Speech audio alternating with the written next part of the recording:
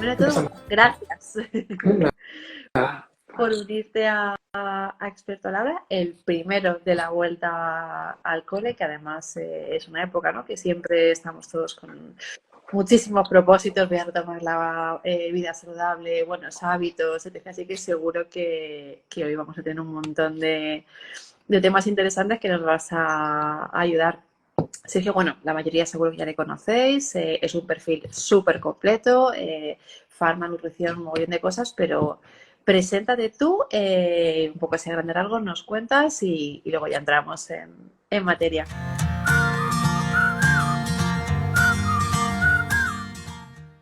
Bueno, mi nombre es Sergio Espinar, como bien has dicho, soy farmacéutico, dietista nutricionista, entrenador y actualmente estoy sacándome la titulación de doctor en nutrición deportiva y me dedico sobre todo al tema de salud y composición corporal, lo que es pérdida de grasa, ganancia de masa muscular, o sea, buscar un poco lo que es el tándem y equilibrio entre tener un buen físico y tener una buena salud. Qué bueno. Esta relación cada vez se da más, ¿no?, profesionales de farmacéuticos que a la vez también complementan con nutrición. En tu caso, ¿fue algo que lo decidiste desde el primer momento o es algo que decidiste por el camino según ibas viendo, bueno, o conociendo, ¿no?, las necesidades o lo que más te gustaba? Pues mira, yo lo tenía claro desde segundo año de carrera de farmacia. O sea, yo empecé el primer año y el segundo me empezó a interesar mucho el campo de la nutrición y compaginé ambos. A la misma vez que me iba formando en el tema de farmacia, me iba formando en el campo de la nutrición. Y al finalizar mi titulación de farmacia de 5 años, pues me di el salto a la nutrición. Súper. Y el salto a redes, porque al final empezar a divulgar y a crear todo este universo, que es otro trabajo al que hay que dedicar también muchísimo tiempo, formación y demás, ¿cómo surge? Pues surgió en ese mismo año, es decir, el segundo año de carrera de farmacia, y yo me interesé mucho en el tema de nutrición y empecé a publicar contenido, un contenido que era desastroso, o sea, totalmente obsoleto, que a día de hoy seguramente si alguien ve las publicaciones que hacía en el 2009-2010, temblaría porque no tiene nada que ver con el contenido que empecé a divulgar después. Pero claro, al final tiene una formación muy reducida en ese momento, empecé a formarme, a leer estudios y ya poco a poco, pues, año 2012-2013, ya empecé a generar la filosofía que es la que mantengo a día de hoy.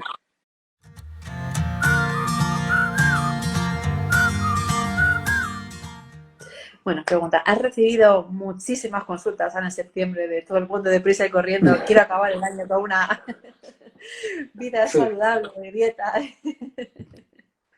De hecho, algo me sorprende. Desde la época del COVID, desde el 2020 en adelante, realmente no he notado un bajón, porque siempre ha sido como muy estacional, ¿no? La gente en verano pues se deja llevar un poquito más, o incluso en Navidades, que va, desde la época del COVID yo creo que la gente empezó a estar mucho más comprometida con el tema de la salud. Y a día de hoy incluso bato récord de clientes en pleno agosto. O sea que ya sí que es cierto que la gente está como un poquito más puesta en el tema de cuidarse, de todos los beneficios que tiene a la larga y se agradece muchísimo. Concienciador, ¿no? Lo importante que al final Sí, es tener, ¿no?, el equilibrio entre lo físico y lo mental. Y luego también que es que ahora mismo hay muchísimas oportunidades. Antes tenías que ir físicamente, ¿no?, al nutricionista. Salías claro. de repente, ahora hay, a nivel online lo tienes absolutamente todo y pues la posibilidad, ¿no?, de entrenar, porque antes era, a mí es que no me gusta correr, vale, pues no pasa nada, no salgas a correr. Ahora ya hay millones, ¿no?, de opciones para todos los gustos, necesidades. Sí, incluso el tema de redes sociales, sin ir más lejos. O sea, antes era por la falta de información y ahora tenemos el problema contrario. Ahora es el exceso de información que la persona te llega a consulta y, oye, he leído esto, he leído lo otro y no sé qué es de verdad, qué es mito, qué tengo que hacer y acaban más confundidos de lo que estaban antes. Justo. Pues si te parece, quieres que arranquemos así por tu parte, ¿no?, con unos Venga, consejos a grandes rasgos, obviamente, ¿no?, porque esto no hay ningún oráculo que sea de esto es lo imprescindible para tener una vida sana. Pero bueno, lo básico para tener una alimentación saludable a largo plazo y una vida activa, que al final no sea algo de 2 o 3 meses, ya recupero mi objetivo y ala, adiós muy buenas, sino para que sea algo que forme parte, ¿no?, de tu vida, porque sí, porque tiene que ser así. sí, a ver, yo creo que lo primordial es crear adherencia en la persona, ¿vale? Porque Desgraciadamente la persona llega a consulta con el profesional de la nutrición diciendo cuál es tu método, o cómo trabajas tú, o qué tengo que comer. Y al contrario, o sea, la persona que tiene que hacer es ver lo que más le gusta comer a ella. ¿Vale? Es decir, por ejemplo, te ser un caso. Si tú ves que, por ejemplo, te encanta la fruta, no hay ningún tipo de problema en introducir la fruta de forma diaria, es decir, no tienes que privarte de ese alimento para tener un buen estilo de vida o mantenerte saludable. Al final hay diferentes patrones de alimentación que llevan al mismo camino. Quedarte con una de las opciones porque la has escuchado en otra persona o porque te obligan a consumirlo, realmente es un fracaso. Porque al final lo que vemos en los estudios es que la mayoría de personas que tienen éxito a largo plazo, el principal factor, por así decirlo, que le une a todas ellas es el tema de adherencia, la capacidad que tiene esa persona de cumplir el plan. Entonces, aquí tienes que buscar un equilibrio entre lo que yo creo que es lo óptimo, por así decirlo, de lo que yo creo que tú puedes cumplir. ¿Vale? Sin más lejos. O sea, lo óptimo que sería, oye, pues que tu dieta fuera 100% alimento de calidad, de comida real, vegetales, poco ultraprocesados, que hicieras 15.000 pasos al día, que durmieses 8 horas, que hicieras entrenamiento de fuerza, que luego hicieras algo de cardiovascular. Pero al final luego la persona tiene su día a día, tiene su turno de trabajo, tiene, pues, en muchos casos, niños. Claro, entonces ahí es lo que yo te digo. Si la persona intenta cumplirlo todo, acabará súper agobiada, muy estresada y acabará abandonando. Entonces, lo primero, lo importante que hay que entender es, oye, una cosa es lo que yo considero que es el mejor protocolo y otra cosa es lo que tú puedas cumplir. ¿Vale? El problema es cuando la gente viene queriendo hacer lo que venía haciendo y con un objetivo muy extremado, ¿vale? A lo mejor de quiero perder 15 kilos en un mes y solo me muevo 3.000 pasos al día y duermo fatal y luego tengo eventos sociales y quiero seguir manteniendo, pues obviamente hay que buscar el equilibrio. Justo están diciendo aquí, si no vemos resultados rápidos, nos desanimamos. Que bueno, en cierto modo también. Sí. De hecho, mira, hay un estudio muy interesante y es que cogen a un grupo de personas que no tienen éxito a la hora de perder grasa corporal y le preguntan en cuanto al tema de motivación, qué es lo que más le motiva y lo que menos le motiva. Y lo que más le motiva es ver resultados rápidos.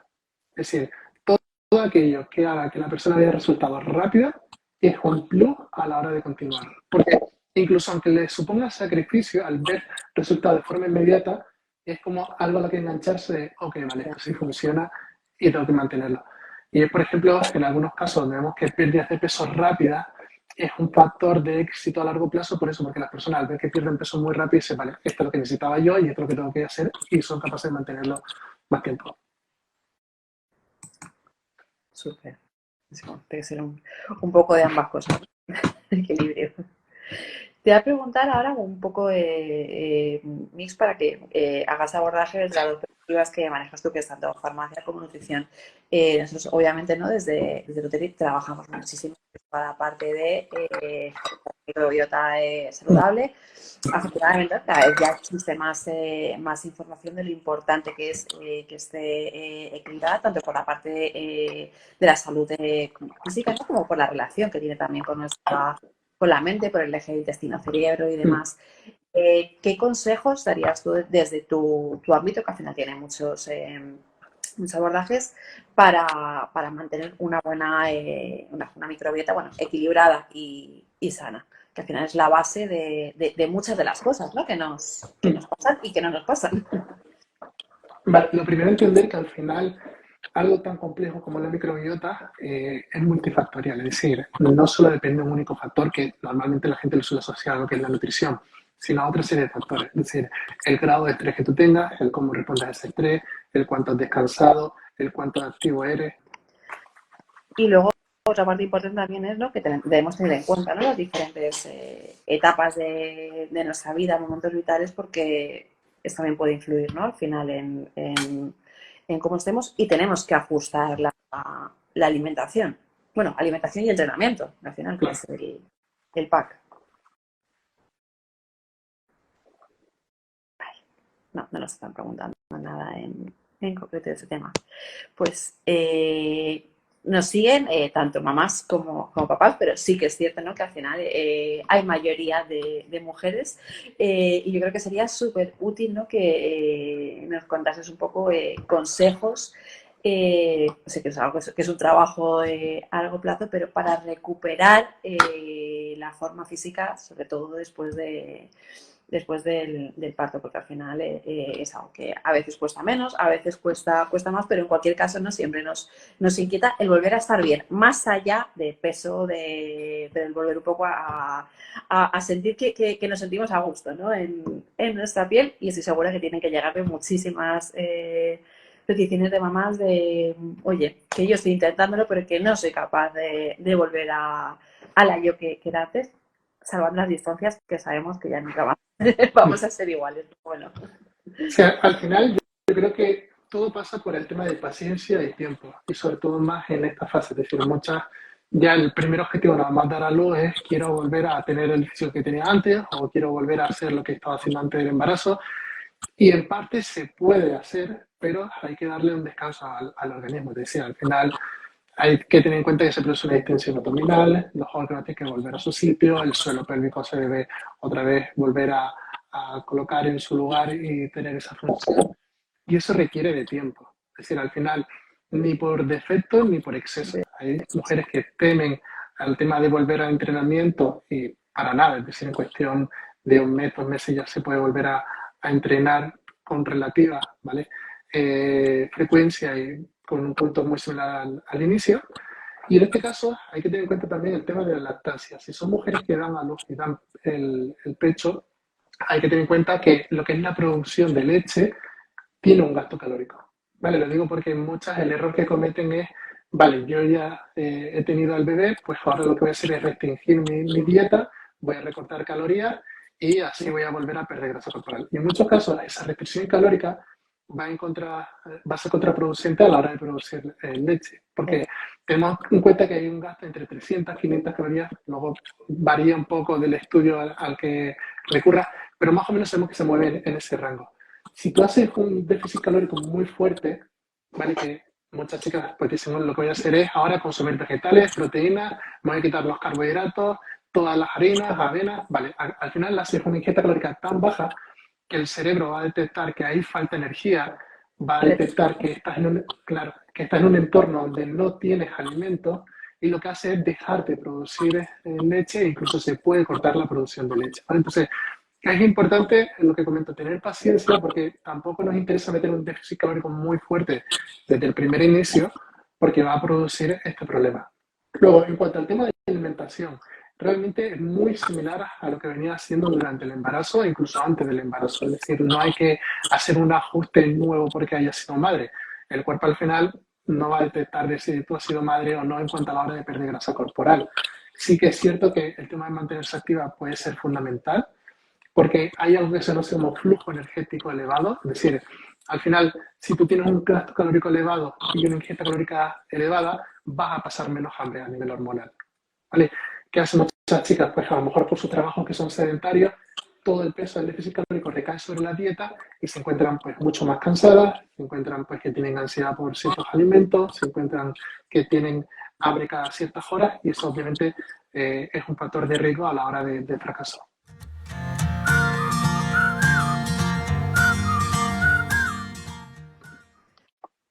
Mira, justo de ese tema concreto nos han llevado varias preguntas, así que te las lanzo también y así vamos ligando los temas. Una es una mamá que dice que en su caso no está adelgazando con la lactancia, sino que está engordando, que es algo que se da muy habitualmente. Hay gente que pierde peso. Sí, efectivamente.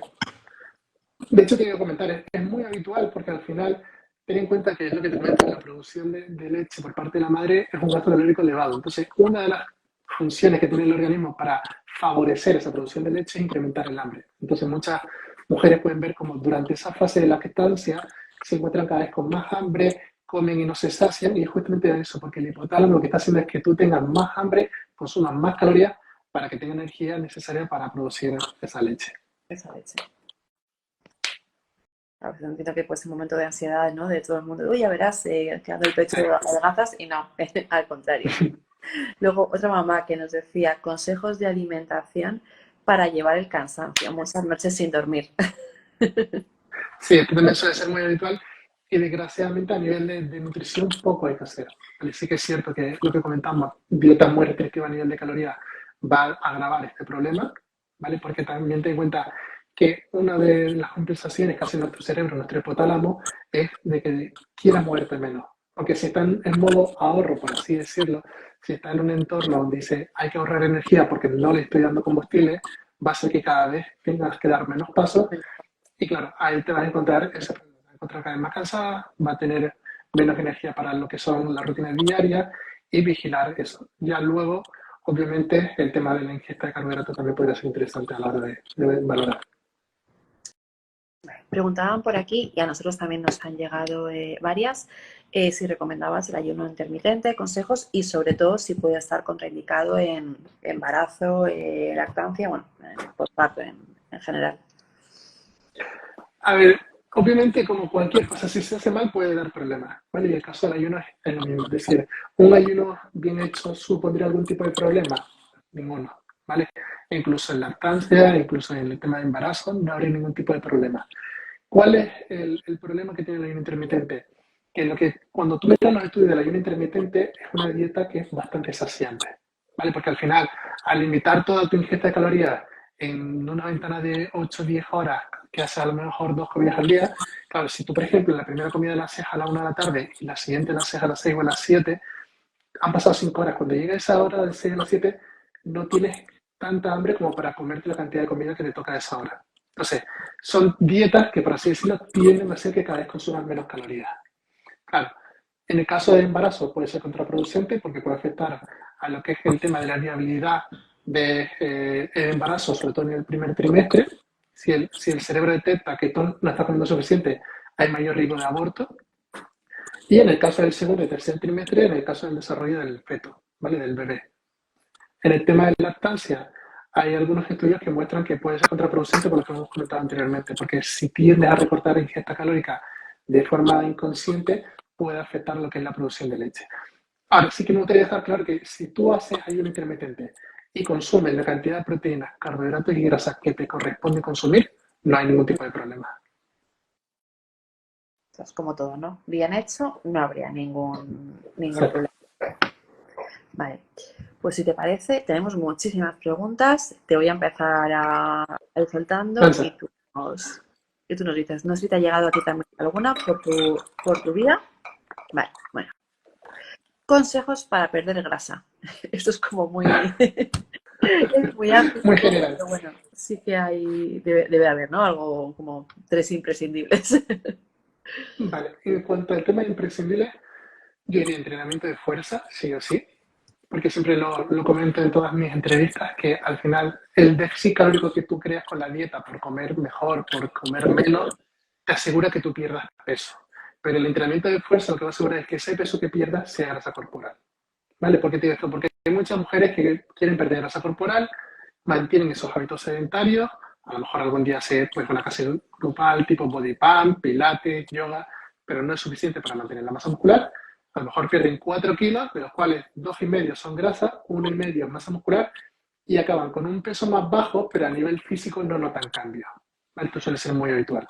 ¿Por qué? Porque se han llevado masa muscular por delante. En el momento que tú metes lo que es el entrenamiento de fuerza en la ecuación, vas a ver que pierdes menos peso, pero ese peso que pierdes es grasa corporal.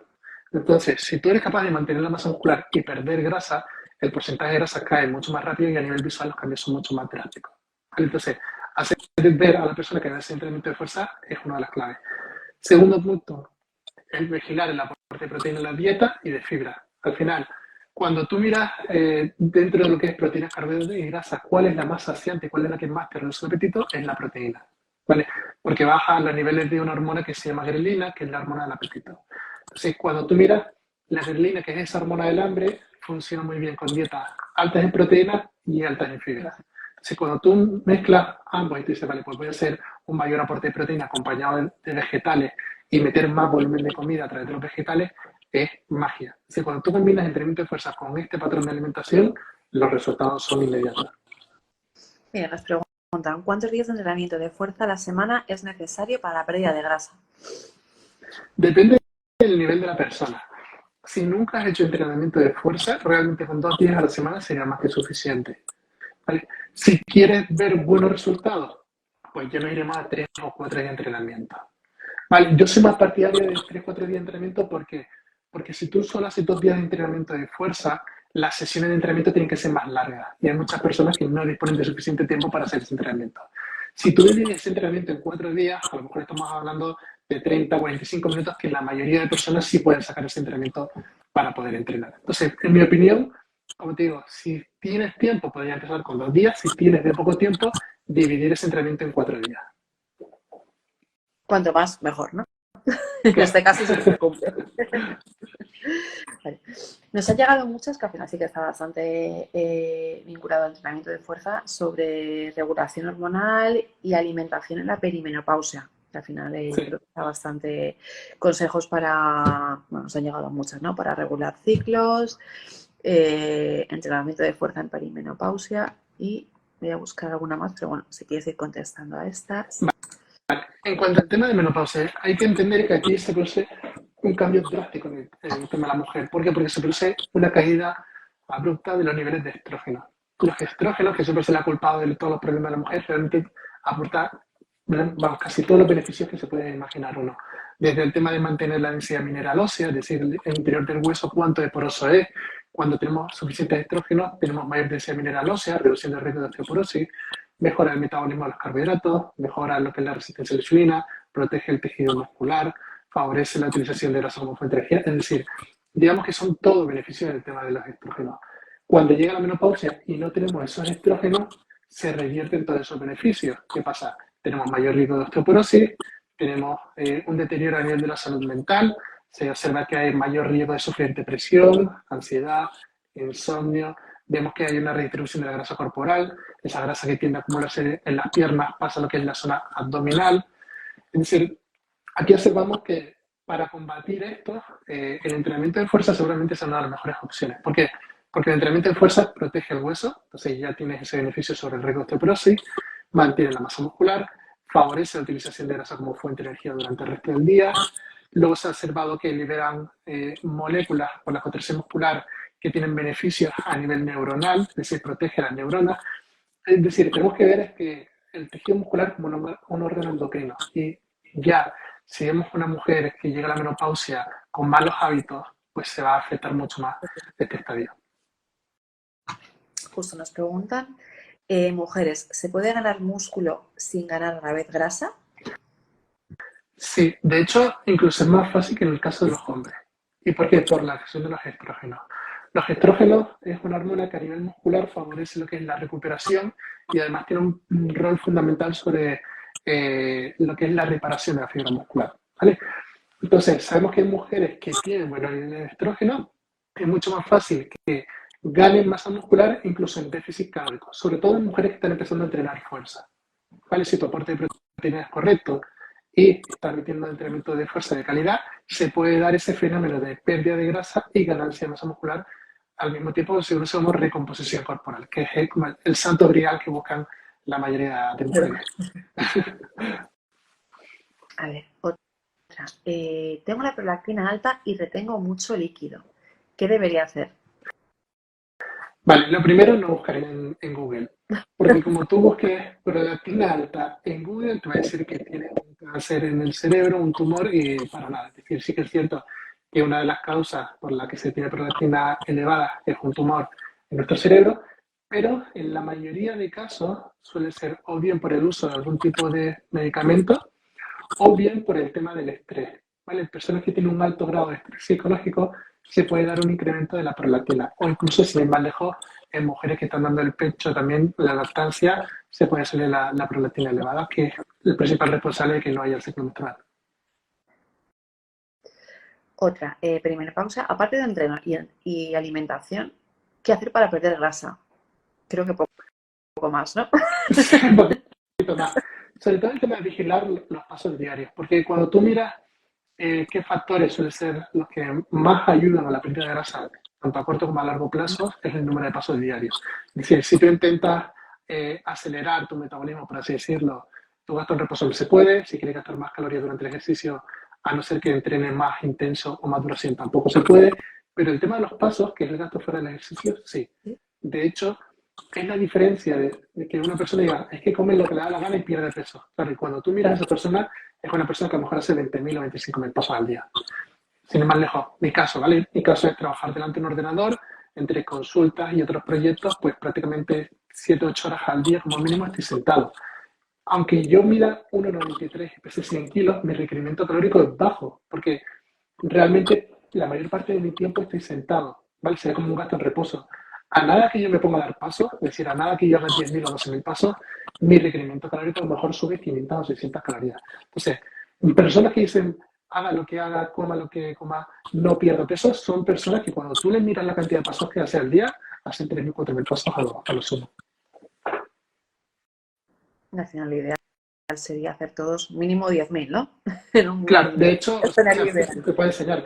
Yo tengo una cinta de caminar para debajo del escritorio, para justamente eso, para cuando estoy trabajando, puede caminar o incluso en personas que no tienen esa facilidad para hacerlo, introducir pequeñas sesiones de cardio durante la semana también contrarrestan el pasar tanto tiempo sentado. Qué bueno, me parece una idea fantástica, la verdad. La cinta de caminar debajo de... Vale. Tenemos algunas concretas, pero te las lanzo también. Y bueno, en caso de que haya que derivar a profesional, lo que sea, tú nos dices. En términos científicos, ¿por qué no es recomendable creatina y cafeína? Vale, esto se debe a que supuestamente tienen como mecanismos contrarios, ¿vale? Sobre todo con el tema del calcio. Uno lo que es favorecer el tema de la liberación de calcio y otro es la evitar. Y luego también porque hay problemas gastrointestinales. Es decir, al final, cuando tú combinas cafeína con creatina, puede haber mayores problemas a nivel gastrointestinal, puede haber mayor riesgo de sufrir diarrea y por eso se recomienda separarlo. Pero desde un punto de vista de evidencia científica, se pueden combinar ambos sin ningún tipo de problema. Vale. Luego también nos hacían preguntas sobre la L-carnitina, si se recomienda, entiendo que para pérdida de grasa, ¿no? O similar o en general. A ver, el tema de creatina dijiste. L-carnitina, perdón. L-carnitina, vale, perdón. Sí, el caso de la L-carnitina es el suplemento más utilizado a día de hoy para pérdida de grasa. ¿Vale? A día de hoy la evidencia que hay es muy baja. Casi todos los estudios que están bien realizados muestran que no tienen beneficio de lo que es pérdida de grasa. Y el mecanismo de la L-carnitina es que favorece lo que es la entrada del ácido graso para ser utilizado como fuente de energía. ¿Vale? Pero realmente no, a casos prácticos, lo que es cambio en lo que es la grasa corporal es muy bajo. Muy bajo.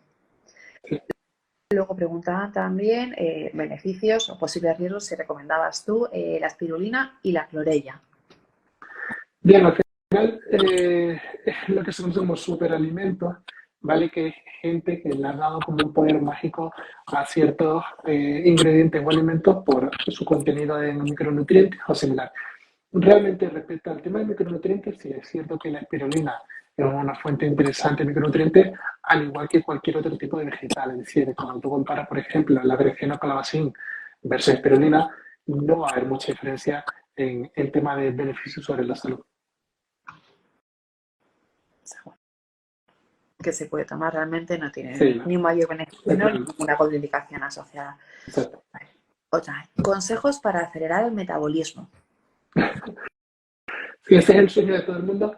Y como comentaba hace un rato, realmente no se puede acelerar el metabolismo. Es decir, sí que hay ciertos suplementos que podrían acelerar un poco lo que es el gasto, pero a lo mejor pongamos que suben 20 o 30 calorías. Es decir, claro, 20 o 30 calorías es quitarte básicamente pues una cucharada de comida, ¿vale? Y ya tienes ahí esas 20 calorías que estás gastando de extra.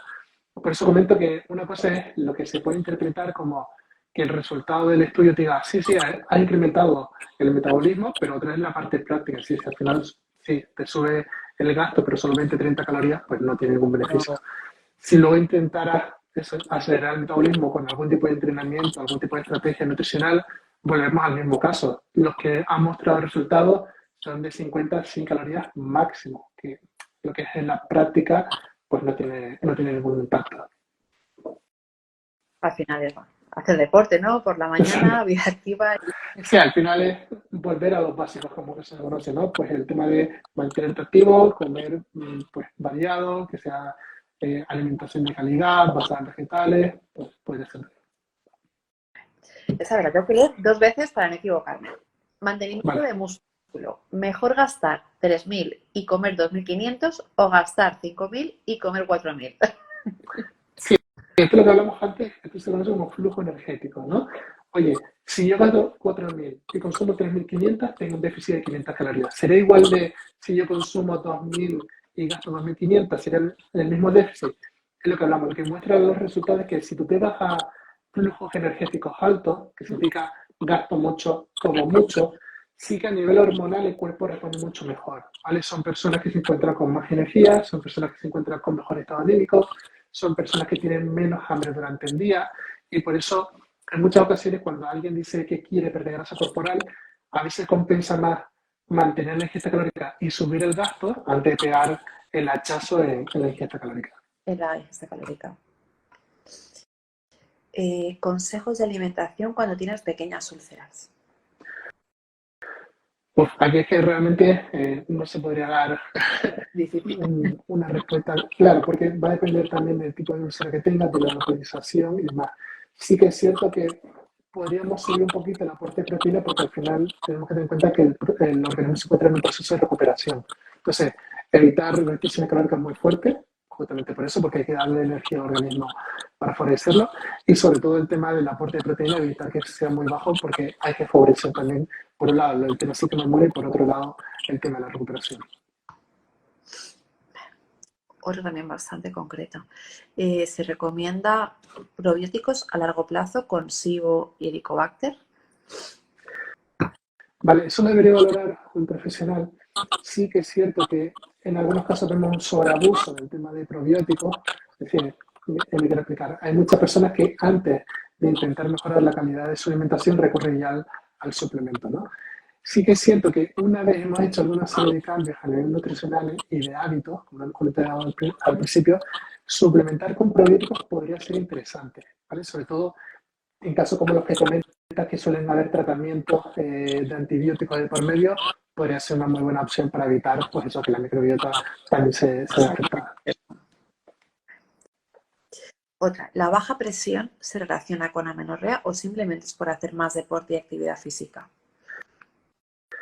Es más bien por lo segundo, porque al realizar ejercicio físico se producen adaptaciones a nivel circulatorio, ¿vale? Se mejora lo que es el tema de obtención de oxígeno y liberación de oxígeno en los tejidos. Y en este caso podemos ver que si es una persona que suele hacer ejercicio cardiovascular con frecuencia, puede ver cómo el tema de la presión sanguínea y el tema de las pulsaciones se reduce.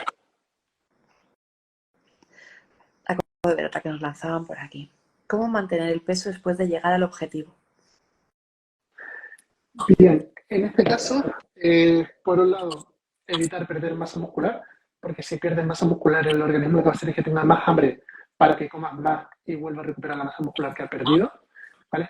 Si ha llegado al punto en el que tienes el porcentaje de grasa que buscabas, simplemente hay que hacer lo que se conoce como dieta inversa, que es ir subiendo la ingesta calórica de forma progresiva con el paso de las semanas.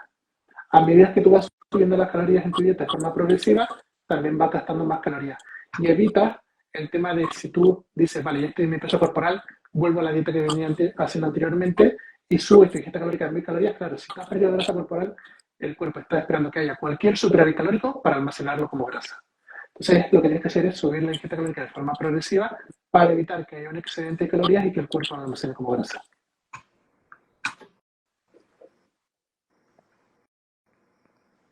Yo estoy tomando nota de todo. Otra, consejos para alguien que no ha entrenado jamás.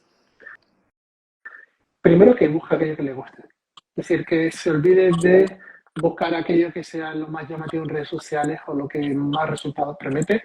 Primero que pruebe qué tipo de ejercicio es el que le gusta y en base a ello intentar llevarlo a lo que es el campo de la fuerza, ¿vale? Lo idóneo en cuanto al tema de salud es lo que se conoce como entrenamiento concurrente, que es la combinación de entrenamiento de fuerza y entrenamiento cardiovascular. Hay días durante la semana que haga entrenamiento de fuerza y otros días de la semana que haga entrenamiento cardiovascular. Así obtienen los beneficios de ambos tipos de entrenamiento. Súper. O sea, la gran mayoría, no sé decirte cuántas, son de no consigo recuperar mi peso después del embarazo. Entiendo que es algo dificilísimo, Sí. en lo cual me incluyo.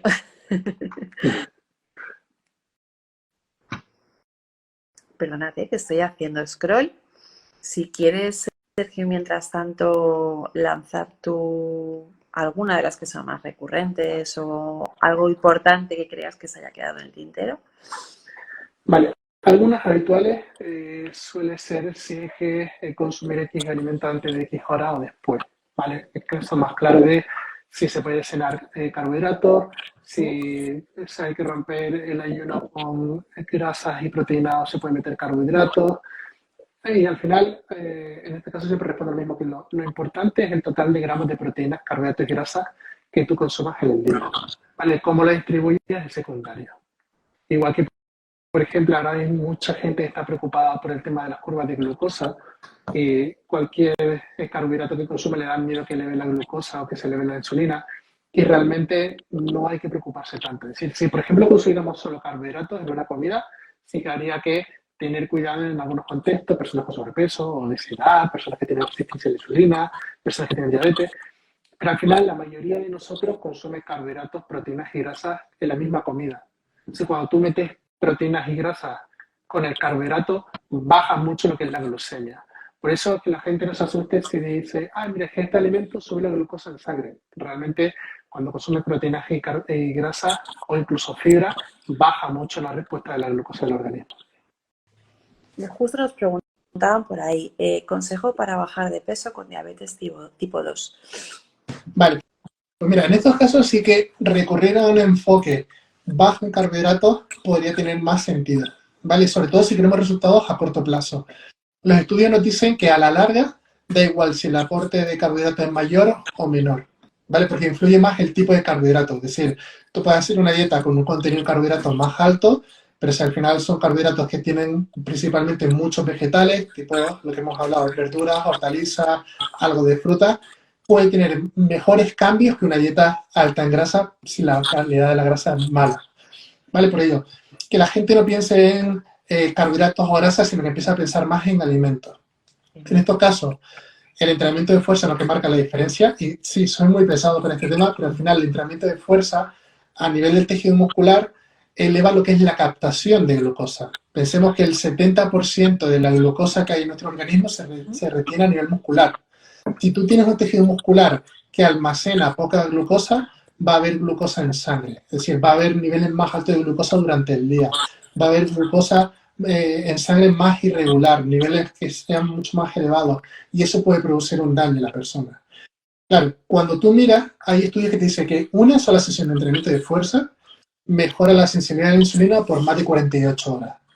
Vale, entonces, ¿qué ves? Que una persona que tiene resistencia a la insulina o que tiene diabetes, cuando empieza a entrenar fuerza, los cambios en su glucosa son desde la primera semana. Es decir, ahí incluso tenemos que ver que algunos fármacos se necesitan de 3, 4 semanas. No, no, el propio entrenamiento de fuerza ya de por sí, si tú le tomaras los niveles de glucosa pasados 72 horas, serían más bajos que cuando empezó a entrenar hace 3 días.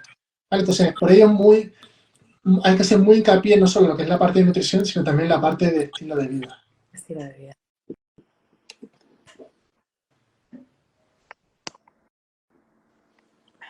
Otra que nos llegaron es opinión sobre alimentación intuitiva. Vale, pensemos ahora qué es alimentación intuitiva. Como su nombre indica, es que nosotros comamos y paremos de comer en base a nuestras sensaciones. ¿Vale?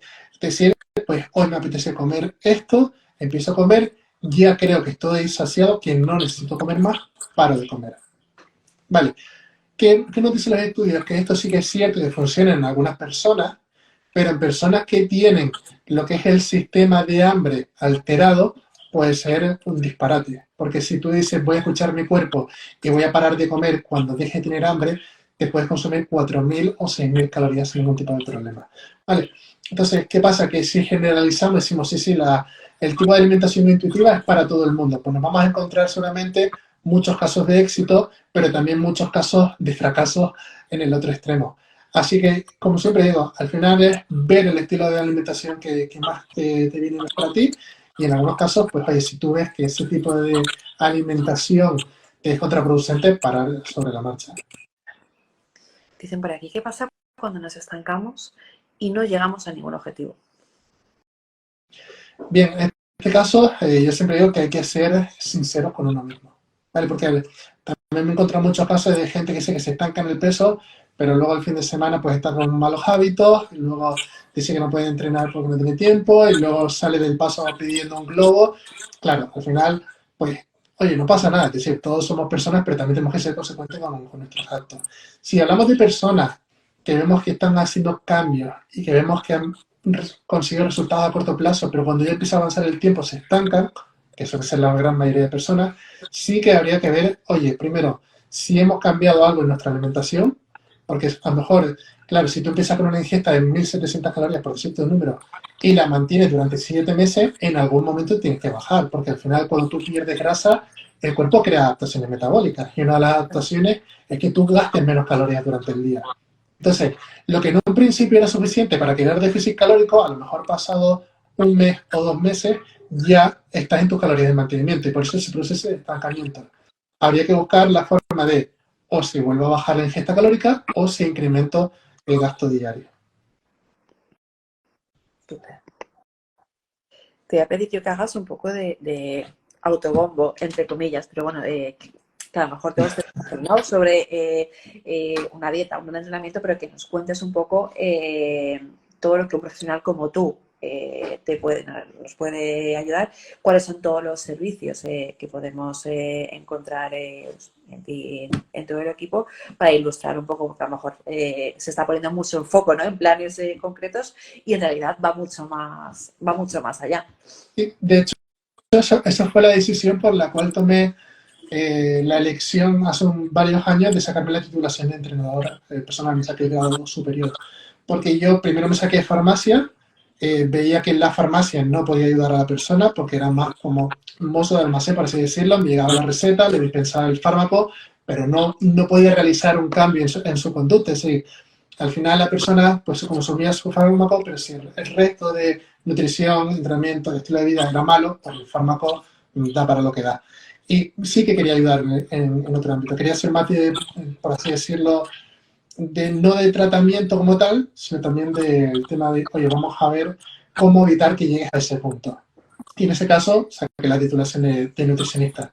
¿Qué pasa? Que empecé a pasar consultas de nutrición y me di cuenta que solo con la dieta pues no era suficiente, porque al final era gente que se quejaba de dolencias, que se quejaba de, pues oye, tengo 35 años, cojo a mi hijo y no tengo fuerza para sujetarlo más de 15 minutos. O eran personas que tenían algún tipo de patología que la nutrición llegaba para lo que daba. Y fue cuando decidí sacarme la titulación de entrenador. Y ahí es cuando empecé a ver cambios, porque veía que había gente que hacía entrenamientos pues, que dejaban mucho que desear, gente que era sedentaria, quería empezar, pero yo no podía ayudarle en ese campo. Y cuando tú miras los 3 puntos, que es suplementación, fármaco, nutrición y entrenamiento, pues ahí sí que te digo que los casos de éxito empezaron a llegar, porque al final está cubriendo, por así decirlo, todas las patas de la mesa para tener una buena salud. Qué bueno. Pues fantástico. Voy a hacer una revisión rápida, por si nos dejamos alguna en el tintero. Si quieres lanzar tú alguna más, Sergio, si no, lo dejamos aquí y así nos aseguramos de que el directo queda guardado, porque además has dado respuesta a muchísimas dudas para que luego la gente lo pueda ver cuando el trabajo, los hijos o la vida les Cuando puedan. Eso es. Estad atentos que tenemos una sorpresa muy chula y bueno, no dudéis en contar siempre con Sergio, profesionales como él, para que os ayuden a conseguir objetivos, sea el que sea, o a tener ayuda, pues a lo mejor pues al final tenemos todos muchos momentos vitales en la vida en los que tenemos que ajustar tanto alimentación como entrenamiento. Así que en compañía y bien asesorados es mucho mejor.